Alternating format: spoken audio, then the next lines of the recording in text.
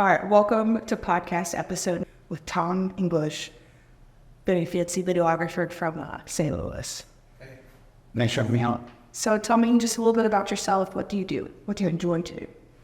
So I am a videographer and video editor. I've been doing it for about 10 years. I'm probably most well known for my work with Strange Donuts. Mm-hmm. That's definitely where I found you. So what makes, well, I know what makes it different, but is it a way different experience shooting with them and working with them than most other clients? Definitely. I think a lot of that is the owner of Strange, Jason, and kind of the brand that they built before I even got there. It's a really cool brand, a really good group of people, and even with the name Strange Donuts, I feel like that kind of gives me a lot of freedom to be kind of weird and different and off. And that's kind of celebrated, which is not very common. A lot of the concepts mostly come from Jason. So he has a lot of the initial ideas, but it's really fun to work with people that like to play and not take things seriously, maybe take some risks, maybe do some things that are like, would never be agreed to in like a boardroom with like a group of people. It's just, this sounds fun, so I want to do it. And that energy is just, it's so fun to be around, and I'm really blessed to be there. It's definitely one of my favorite brands that anytime we're talking about branding with like any business, and then I was bringing up Strange Donut, just say it's like, I almost aspire.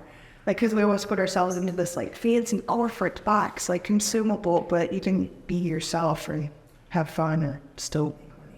Sure.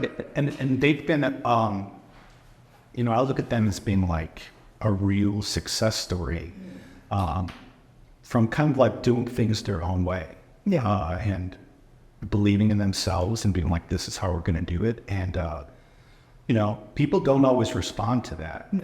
I know I've tried that a lot of times, and people are like, hell, this is. But Jason puts a lot of time into, or at least puts a lot of thought into trying to be authentic and fun. And I think a lot of that comes through just re pointing a camera at him. Yeah. And it's just fun to try to kind of play and elevate the ideas that he has. So when did you start getting into holding a camera in your hand? Sure. So for me, I think it was a lot later than I wish I got started. I was around 30 years old. I'm turning 40 this fall, so it's been about 10 years. And before that, I was the kind of guy that like went to college for a while, didn't know what I was going to do. I was trying to be a fireman, but I didn't know anyone. So I ended up taking some odd jobs, and I found myself working in the insurance agency. And I was one of the people where if we weren't going to pay for your daughter's asthma medication, I was the one that told you that. And I took like 100 calls of that a day. And it was just soul crushing. Yeah. And there was a lot of ways that like I justified it in my head, and that was just kind of miserable. And I needed to do something else. And I spent a lot of my 20s working on like music. And I've always been into like music and audio editing since I was like 16. And I couldn't make any money doing it. Yeah. I think I got to a point where I was decent, and I was happy with like the collaborations that I had, but I thought that if maybe I added the visual element to the audio and the editing, that I might be more likely to make some money doing it.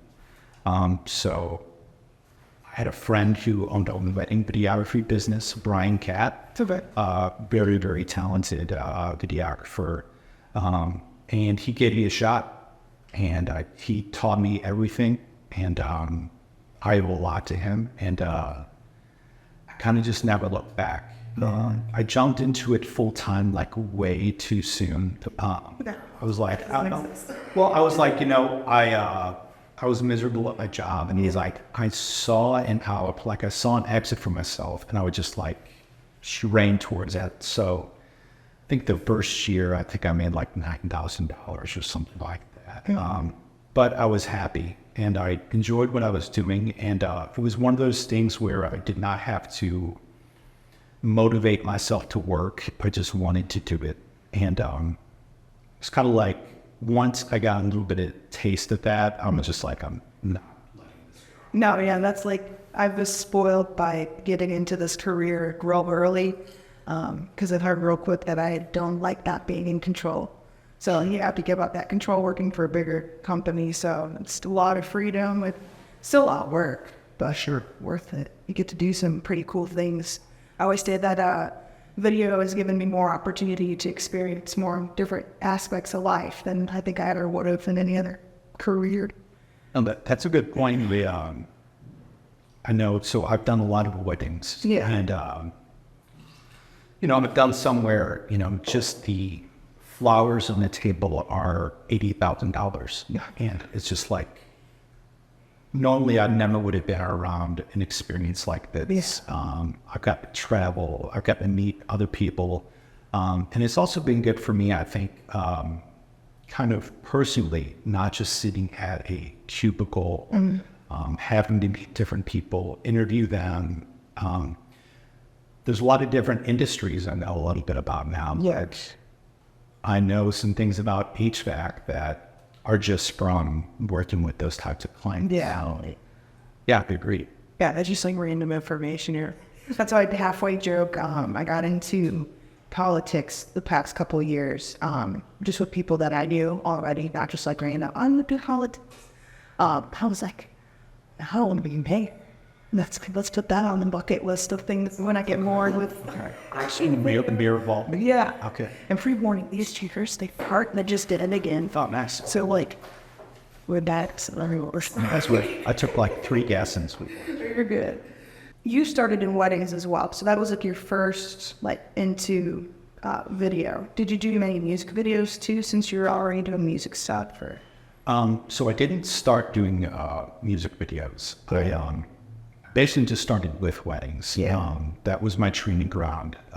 It took me a while to get into music videos. And I did start doing them after a while. I had a connection with someone that I had done like made beats for. An artist named, his name is John Hill, and he went by Hills. yeah. So I had done a lot of music with him, so it was kind of a natural transition because I was doing video, he needed music videos. Yeah. Right. And I think at the end of the day, that's probably some of the work that I'm most proud of, the things that I've done with him, because it was at a stage in my career where I had time. I didn't have a lot else going on, and I could really put the time into like location scouting, Yeah. the edits, things like that. Yeah. And I would love to do more music videos. It's just hard, doing like scheduling and budgets and things like that. Because, I never really made any real money doing music videos. They're great for the real. I'm incredibly proud of them, and I'd be open to doing more, but it's just hard to make a decent living doing that. You hear stories about like huge artists, that the record label pays that music video director pennies because it's so competitive. Yeah. So, if I was inspired or if I had another relationship with an artist, I would love to do that. Yeah. But music videos for hire, that's probably just not for me. No, yeah. That's exactly how I feel too. It's like I got into like our local music scene at like 2013 right out of high school and fell in love with it, did a bunch of stuff with it, and of course no money, but I also did have bills as a teenager, so it was just fun.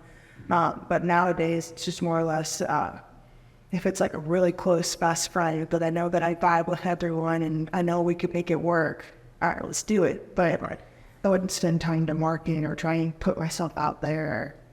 But they're fun when they go along. That's for sure. And some people do that really well. Yeah, there's people that I see on Instagram that they put out multiple music videos a week. JT, I don't know this. Have you seen him? I have. Okay, he, I think, is the #1 music video creator over at St. Louis. He has his own studio. All like the metal bands go to him.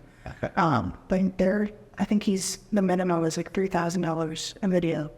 It's awesome. Kind of one day shoot. So, and he's doing them like consistently. I'm like, that's the one person that's doing what we say that we can't do. And that's great. Yeah. There's, there's always exceptions to these rules.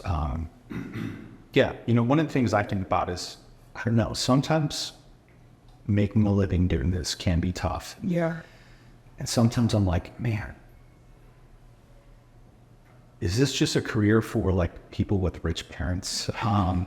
And I don't want it to be that. Yeah. And there are exceptions to that. So yeah, a lot of the limiting beliefs that I have, I know, like I can't make a living doing music videos. It's super inspiring to see people like do that anyway. It kind of opened my mind up. So maybe I could do that. Yeah. In the tools. So right now you're doing Strange Donut video marketing. What else do you have with your plate? So I do some white label things for an out-of-state company where they are shoots that are somewhat simple and somewhat random, but I kind of just show up, shoot for a few hours, and ship off the footage. It's easy, yeah. Yeah, so that helps me fill in some gaps. Yeah. I will pick up weddings here and there. I also have a relationship with a couple other restaurants. I have a couple videos that I've posted with them. I also have like kind of a longer term project that I'm working on with the local marijuana company. That's cool. Yeah. It's kind of crazy to see so many people making money in this new industry. But that's kind of a longer term project that I'm working on right now. And then besides that, it's like, I still have a life, you know what I mean? Yeah. Right. And it's, one of the things that I try to work on is like, not, if I have like an edit for Strange, it's hard for me to kind of, put some limits on myself. Like I can only spend this much time.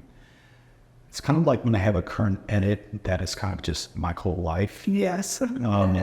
So, a lot of the stuff that I do post is from Strange. It might just be a special donut that they're having that week. But in my head, I'm like, this is going to be the most amazing video people have seen. And it is not. And so, I do spend a lot of time on these things, and probably too much. There's been times, especially recently, where I'm like, am I just doing this for me? This little tweak. But on the flip side, it's like, it is just a donut, but maybe a donut can be art, and maybe it can't.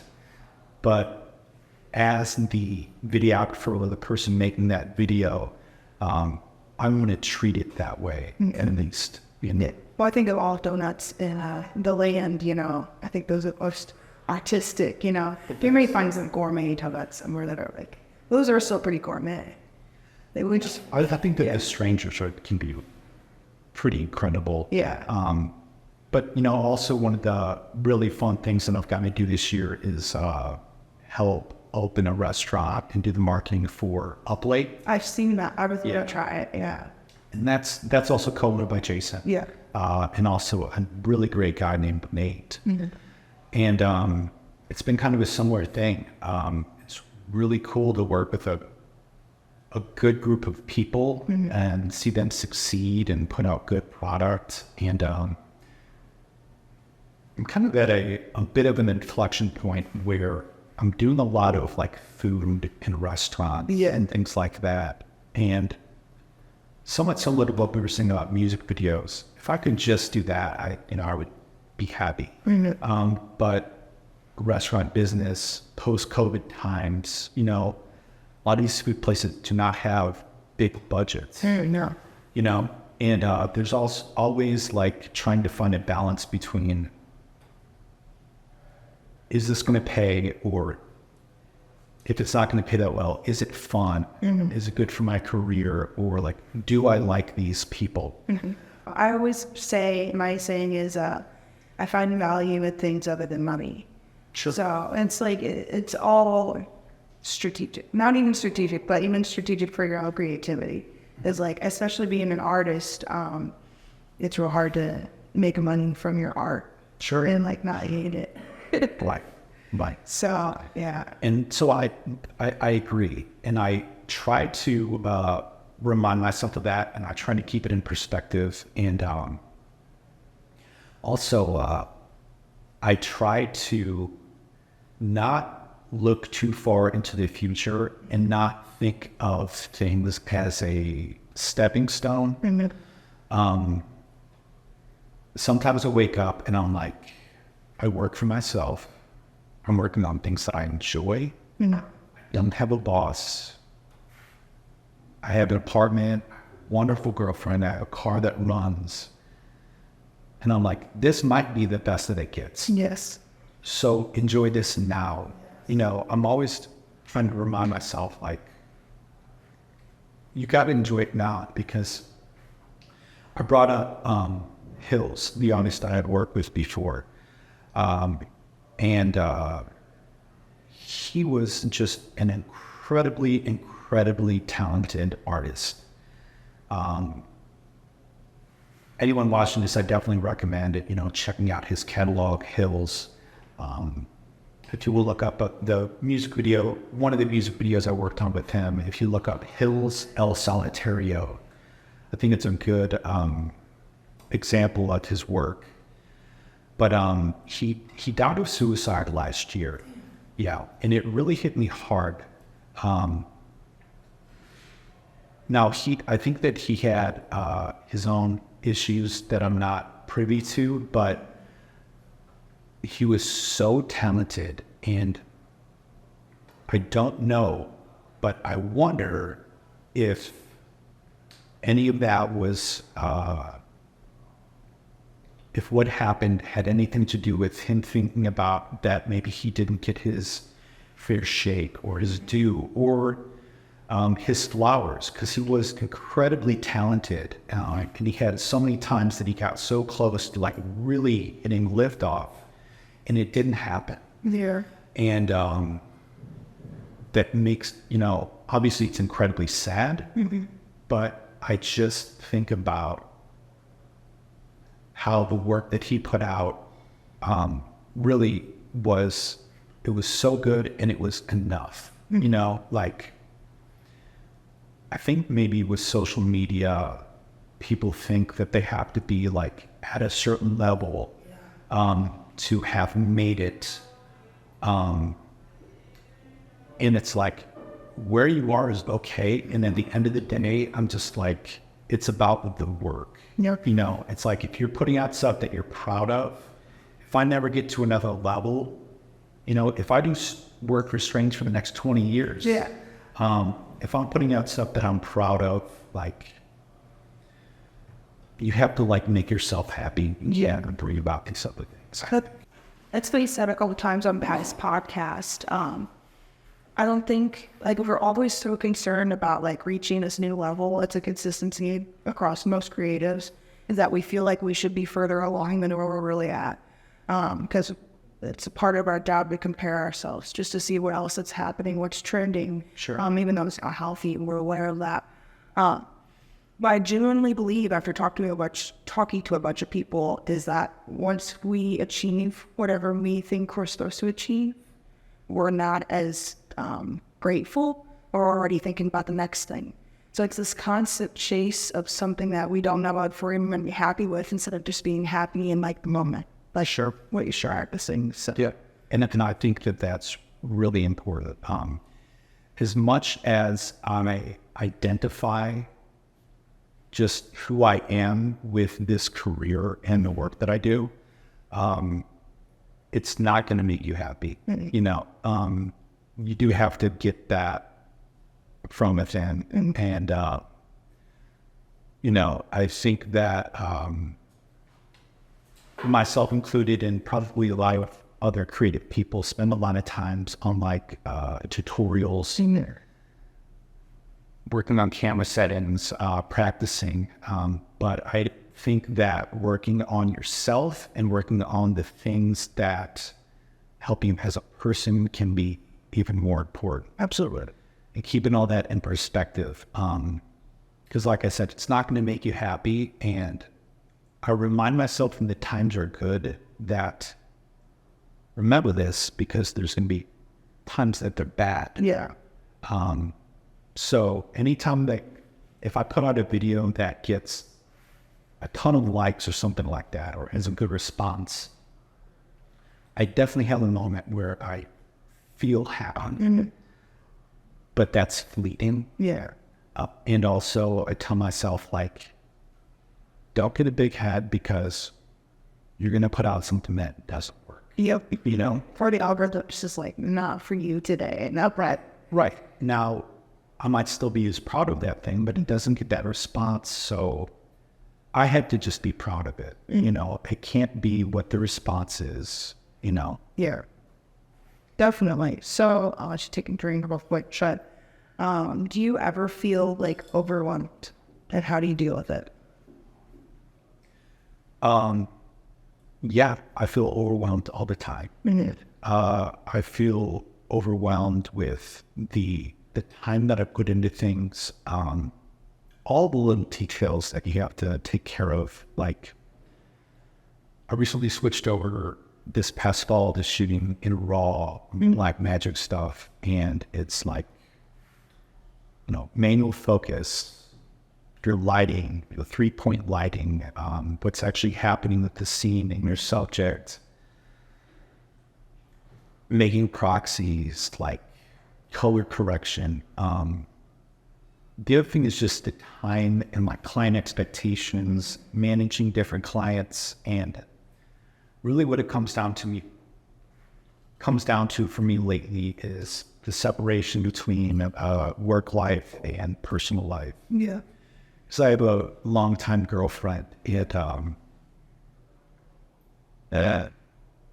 As far as how to deal with being overwhelmed, she is a huge part of that. That's good. I think Kevin's a good woman, a good man, someone supportive in your life, does a lot. It's huge. Yeah. And, but I do feel overwhelmed. And like a lot of things in life, I think that it is perspective. I feel overwhelmed by things that I enjoy and I like doing and that I want to do. So sometimes you just have to do things regardless of how you feel. Yeah. But, you know, I have been overwhelmed. And I know you said earlier about like you wanting to like you like being in control. Yeah. And working for yourself. That's something that I am struggling with too, because I'm a one-man band. And it's hard for me to think of like trusting an assistant editor or something like that, as I'm like, well, there might be like I might have like whipped real quick before I hit, stopped hitting record. And then this assistant editor might do, that's like Something to use. Yeah. or something not to use. And yeah, I went into use it. Yeah. So I have been thinking a little bit about bringing someone else on, like. Okay, have you ever seen Star Wars? I'm Palpatine right now. Do it. Yeah. Best thing. So I watched, I'm real big into like consuming podcasts, and my favorite podcaster of all people is Rob Dyrdek. And he has a phenomenal business podcast and like how to like structure life as an everything. But one of the things that he said that stuck to me is your business can't be successful if you're 100% involved. Like you'd have to be able to like not be involved for it to be successful completely. And that makes sense, especially going into the pandemic. Like I kind of got sick at any point. and I called some hack. Like I had brides asking me like, what happens if you die? We'll figure it out. We got enough people. But so I've always had Jordan. We grew up together making like YouTube videos. So that was natural, and we like grew at the same pace, and we have like our birthdays are the day after each other. So we're like best friends. So that was easy, but like I just recently added on someone else, but he's like the best person on the team. 100%. Danny Tilson, like he's smarter than me with tech, smarter with me with editing on video and audio, better equipment, better personality. Papa John's, you know. So it's a lot easier for me to just like, I didn't just like pick anyone that knows how to record or edit or anything like that. It took a long time, and like even he's like mutual friends with one of our best friends too. So it just was the universe that like placed him in our lap. But I just make sure that I really compensate them more than any of the other production companies. So then he's more willing to work for me. And the other big thing is that so many other people that want to add people to their team, they put these non-compete clauses because they don't want them to grow up and have their own production company and steal your clients or something like that. Sure. I hope Danny steals my clients because one day I'm not going to want him. Sure. So I want someone else set up to be able to like take off like all this hard work that we've put into it, like because I can see with my other mentors, they give up eventually. So I know it'll happen eventually. I'll just be tired of it. Yeah. There's something in people that I've learned a lot from that have kind of, you know, usually maybe not retired, but Yeah. down. But that's awesome, and that's awesome that you have someone that like you're already that connected to. You know, it's kind of hard as a one-man band. I see so many people on Instagram, like creators, videographers, people working on video, and it's hard to, you know, get in touch and find someone that you trust. And I would love to work with someone young, you know, getting their bearings and, you know, be able to mentor. Yeah. Just got to put it out there. Right. And I'm sure that Find someone to push up off to get. And that's probably a very limiting belief that I have, that I need to be in control, because what if they don't do it right? Because They probably won't. I mean, I guarantee you from all the projects that I've worked with a collaboration on, I mean, there's something that's always, but then you just know that like any other project, re-edits, you fix it. right. Yeah. Well, and also they probably have a different perspective, how to have some things they're missing think of. Yeah. I make Jordan, so we, once a year, this year we didn't really pick one up. I guess the podcast is what it is, but we do normally like one long documentary every year. In the first one, we both kind of put effort into editing, but whenever it was due, it was during my busiest season. So it's like, Jordan, you're doing this whole thing. I trust you. Good fucking luck. I don't want to look at you anymore. You get back. Best thing, I would have never seen it that way ever. Sure. He struggled, you know. We all have our own struggles, but I only had like a couple, like, make sure you disable resample and you're good to go. Like, so it's just, it takes, you have to be prepared to be the boss. What's that substitute? You know, the microphone corrections. But I suggested to everyone, even like my first episode, my first guest, I told her the same thing, but she was like, oh, no, like my name, it's my distance. I'm like, you'll see one day, because like I was taught that I was 14, that I need to have a team. And it's taken me out until that point to actually put in motion. So, And you settle it for it to work. How long have you been there? Have you been there? It's almost. So, here's my interview for shows. I started with a camera in my hand probably at birth, because my grandparents were, he went out to the war, so they always had a camera on him. So he fell in love with video and photo. Even my other grandparents, great-grandparents, I just recently found out their Super 8 film from vacation. So video has always been very, very important to my family, in VHS. So I've always played with that. And then I also grew up in the age of YouTube, like 2008 times. So immediately it was like, oh, we're gonna be YouTube famous, you know? So like making stupid that, and then MySpace, and everything else, social media, and the internet. So we were involved with that. And then, so it was always just kind of having fun. Never gonna be a professional. I was gonna be a special effects makeup artist. That's what I wanted to be, or a paleontologist or a cook. One of those three. It was leaning really hard towards special effects makeup. And then my dad owned a business, and my future mentor bought a business right up the road. And he started his business super young. And so he had no clue what he was doing. So he would ride his bicycle down to my dad's shop. And my dad did a sign business.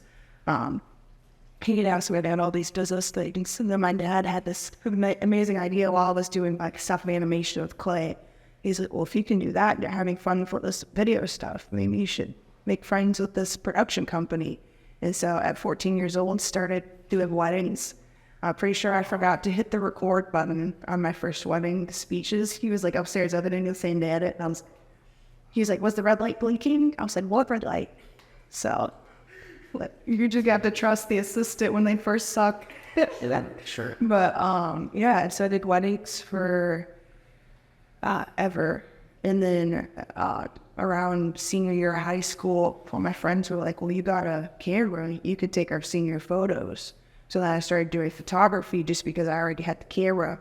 And then all of a sudden my mentors are telling me, well, you're better at photography than video. I'm like, it felt like video more, but so just, it's always been like, I've had the equipment and the knowledge to do it. And then that's what's gotten me to like all these different like photo shoots and video shoots. I've done everything, but weddings has always been like consistent and a safe place and easy and my favorite, honestly, because everyone's real nice and real pretty.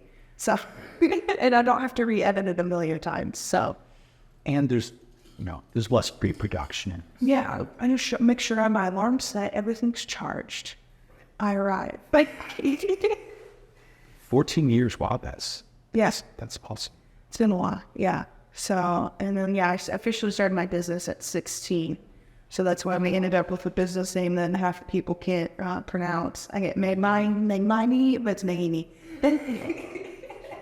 Yeah, I'll let people try. I'll watch them suffer for it. I'm like, oh, no, here we go, baby. And then you have, is it 3 or 4 people kind of on that team? Yeah, so I have Jordan Bruce, I have Danny Tilson, and then I have Riley Reed. That's on like the official roster. And then we have like a huge catalog with people that I'm just friends with that we call upon when we need. So, and they're probably old. So That's cool. No, that's yeah, that's inspiring. That's I'm 40. Well, I'm about to turn 40, and I've been lucky enough to have this career, and I'd love to be able to work with some other people. Yeah, each do. Yeah, it's terrifying because I have best friends. My fairy god photographer mother, that's what I call her. She does newborn photography. I watch her she's the best newborn photographer I ever met. Oh yeah, and it's anyone. They're like, you can do it. They're like, oh, I can't. Like that takes magic. But I've been watching her get overwhelmed. So I'm like in her ear. You'd say the same stuff I just said to you. You a little better one, and she's like, ah. So she's like, I can see her slowly. It takes a process. You can't just jump right into it. It's terrifying. I mean, any big change is absolutely terrifying. Like this year, like what I was telling you before we were recording, I like really cut off. I niched down. That's a better word of saying it, to just weddings. So of course I'm still doing like little things here or there, but I'm not marketing anything else. Some of the weddings. So terrifying. Are you happier like inside? Yeah, because I get to do it. I've been put this off forever just because I've been in over my head on these projects that I try and give deals to. And then they end up like stretching out too long, and then I'm like not enjoying it as much. So yeah, just strictly weddings. So now I have the same more or less income, way more free time. So it sucks that I'm not involved with as much like community stuff or other things that are going on, but I've had my fun. I was so scared about staying relevant. Well, like I better other people know who I am. Like I'll still be making weddings. Right. It's okay to take a break. So I'm still ready to sit on the kitchen right now. So I mean, here's that. No. That's cool. I mean, it's cool that you knew specifically what you wanted to do, and you were like, this is. Oh, yeah. But then again, it's like still also I look at people that are younger in high school and have no clue what they want to do in life, but also like I feel the same energy because like I'm lucky with this creative field that we can switch it up so many different ways. As soon as I get bored, but I still have feel like, what would it be like to have a normal job? Like, since I've never experienced it, so. Yeah, The closest, we haven't experienced it. No, the closest thing to a normal job I ever had was in the back of a garage building puppets for haunted, like, attractions. So it looks like it's attacking you. It's a VFX, and it's the same company that my dad worked for. He's an artist as well. Like, except for like 30 years later, old baby Fearless shows up. He's making puppets. So I'd like airbrush and like clean molds and dremel on latex. That was my job. I'd job at Fairview Heights. So it's so like real artsy, yeah. So then would that stuff get shipped out to like? Yeah, all across the world. Yeah, huge. It was fun. It was it's weird. I got to do some fun stuff with them. But it was like the only thing that was like not video or photo based at all. That's amazing. And my dad still like works for them. And it's like we never worked for them at the same exact time. So as soon as I quit, because I was like, I'm gonna focus more on my video. He started doing like all their sculpture stuff. So he'll like do the original sculptures of these guys, and then they'll do the pulls after. I'm trying to find one. Had some Indian products. There you go. This is.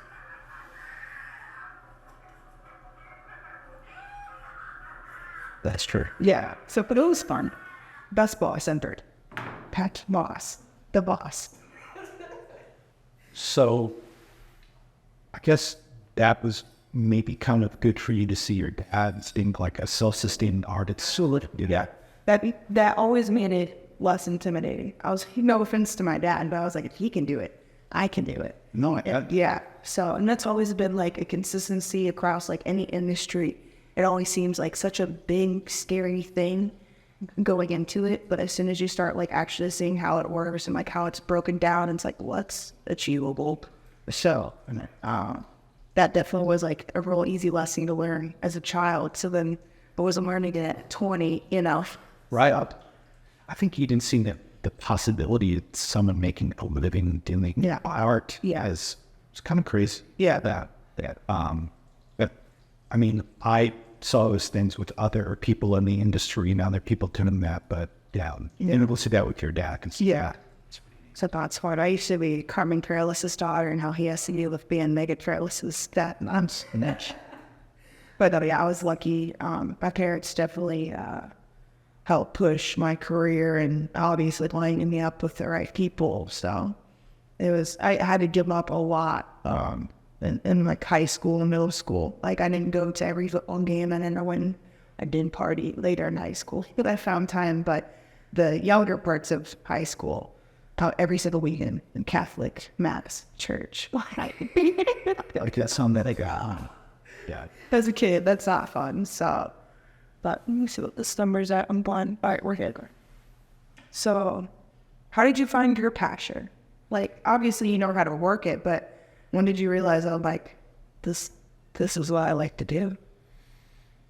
I think some of it comes from, I don't know, just a love of music and art. And like I said, that's kind of how it got started. I think some of it also is, I almost think of like show and tell back in school. When I was young, I was kind of like elementary school, when I was young, I was kind of a spaz. Yeah, I liked being the ham, liked making people laugh. Yes. And I also liked, I'd make like little skits, or I'd draw a picture. There was always a lot of like, look what I did, and look what I can do. I always loved comedy and like sitcoms and all that stuff when I was young, because it was like seeing adults like play, and it was like, oh, you can do that. I did like to like tell jokes and like make people laugh. And like I said, I was it's kind of a spaz because I would just be, I was trying to be Chris Farley or Jim Carrey or whatever. And I look back and kind of cringe, but whatever. Yeah. So like show and tell. Yeah. I think a lot of it is, and this is maybe like maybe a character flaw of mine, but there is a bit of like, look what I can do. Yeah. Now do you like me? Look at all this. So I don't know if that's from, that might have initially came from like some insecurity, but I think some of it might have also been like doing show and tell. Like that was where like I got some like positive feedback. Like I made this whole thing, or I made this little video. I just always kind of aspired to be an artist. I don't call myself one, but I'm trying to be one. Yeah. And I think it's a little bit of that. And I think it's also just being inspired by other people. Yeah. Good movies, good music, anything that I'm inspired by things that kind of communicate things that are hard to communicate with words. Yes. Like, because there is something about like humanity and even just like consciousness that I don't think we can properly express with words. I think that language itself can be kind of limiting in that way. And I think that now, this is from a guy that filmed donuts, but I didn't think that at the highest level of art, it can kind of speak to a part of humanity that we can't communicate in another way, just to be extra pretentious about it. But that is what I aspire to do. So maybe I can't change someone's perspective on the world, but maybe I can make them laugh and identify with something and be like, I think that too, or that was funny, or wait, I see what she did there. That's just fun. And then also, if I'm being honest, some of it is just showing off. Some of it is just, look what I can do. And that's just kind of like, someone that's like an athlete trying to break that time. I think a lot of it is just having fun, trying to play, and find show off. I mean, that's what you have to do. Like, definitely show it off in the aspect of, I'm always out to try to do the last thing I did. That's why I was trying to make those videos competition myself. But like, sure.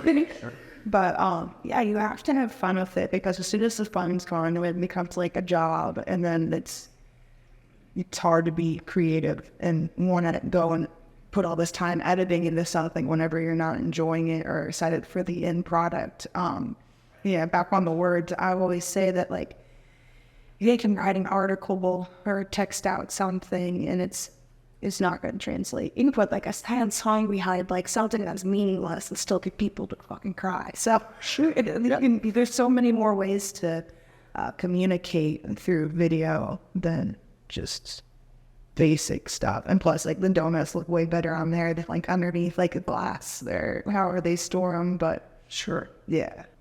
What are some goals that you have? Like, not realistic goals. I don't want to be realistic. What's something that you'd like to do one day? Okay, so for just blue sky and it completely unrealistic. It's possible. Okay. If I had my way, I think it would be, I don't have no idea how I'd have the time to do it or how I would do it. But I'd love to make some short films. Yes. I'd love to do some independent films. Now I'm about to turn 40, and I think that maybe a little bit more life experience, wisdom, or maybe that's when I'm 50. Yeah. But, being able to do that, being able to start something collective, like, I use Vice as like a bad example, but I just see that as like kind of a collective of a cool brand that put out a lot of cool video content.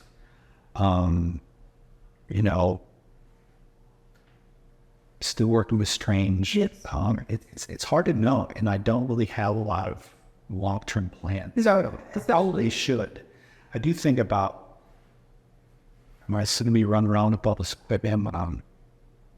yeah. 60. That's what I'm worried about is arthritis. Like, because I had that call for arthritis. I'm like, oh, this is very much a hands-on. Like, do I have to prepare for that? Or we'll just say, fuck it, whenever it happens. Like, Who knows? Who knows? yeah, that's impossible, I think, especially after going through the pandemic and every future plan being like flipped upside down. I don't very much think that far into the future right now, very much so. Especially right now, doing immediately what I want to do without like hesitation at all. So like this summer's big plans are, I'm not trying to manifest that I'm going to be broke. I'm probably going to be more broke because I want to have more fun than be stuck working. Oh, Sean. Yeah. So that's my goals. Short term. But no, if I'm being honest, yeah, I'd like to direct some short films. I hate saying that because I would love to do something local that's almost in the same vein as like Friday. Okay. Just like simple premise, comedy, not that many locations, just about the characters and kind of the situational comedy. It's my Destiny's like favorite movie. I was like last week it was Thursday because I remember I specifically said, he's like, we watched a DVD and he spent forever digging through his massive pile of DVDs and whips out Friday. I'm like, dude, it's Thursday. We can watch this tomorrow. Sure to fit the next day. Yeah, ready to go. Nice. But yeah, that's his go-to movie. But all right, here's a good closer one. Sure. What advice could you give yourself back in the day to help streamline what you've achieved so far? And not necessarily yourself, but really anyone that's interested in going into like this type of career or even just following their dreams. Sure. I think I kind of touched on this earlier, but I think the biggest advice that I would give myself when I was younger is to not neglect working on yourself aside from your career. Yeah. There's tons of tutorials on camera settings and color correction and things like that. The customer service side, the client side, the how you work with people. Yes. I think those are sometimes overlooked and was overlooked by me early in my career. The client side is important, meeting people where they are, communicating things clearly, and also being willing to like give yourself a break. Yes. I think that's important because I felt like I got started late, so I had so much catching up to do, and I kind of just lived behind a computer screen. Yeah. Editing. It was good for me, for my skills, but it was kind of a disaster for like my personal life, my own happiness. And that made me a worse videographer. Once I kind of started working on myself, being the person that I wanted to be, I already had those skills, and that's really what made all the difference. You have to be someone that people want to work with. You have to be open and giving, and then also like with working on yourself, you have to like know what your limits are and be willing to say no, and don't feel like you have to give away too much of yourself for a client or a video or a relationship. You need to listen to other people and give them what they want and be reasonable. But at the end of the day, it's you, and you got to be yourself, and, don't forget about yourself. Yep. That's huge. You killed it. Any other final thoughts you have? No. I appreciate you having me out. It's nice tonight to meet you. Yes. Yeah, this is a good time.